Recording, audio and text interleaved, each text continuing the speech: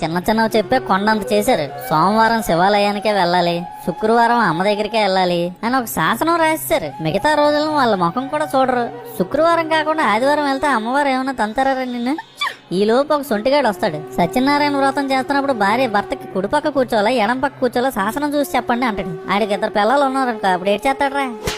దీపంలో 3 ఒత్తుల బదులు 2 ఒత్తులు వేస్తే భయం. కష్టంలో ఉన్నవాడిని పరామర్శించడానికి ఒక వంక. నూనె అవ్వకుండానే దీపం మారిపోతే ఏమైపోద్దా అని బంగ. కొబ్బరికాయ కుళ్ళిపోతే ఏదో కీడు జరిగిపోద్దని బాధ. ఇలా ఎన్నో. దేవుడి మీద ఉన్న భయం మీ రాజ్యాంగంలో ఉన్న ఫండమెంటల్ డ్యూటీస్ పాటించడంలో ఉంటే మీ బతుకు ఎంతో బాగుందిరా. ఇప్పుడు చెప్పు, నీది భక్తే భయమా? భయాన్ని భక్తి అనుకుంటున్నాం శివ.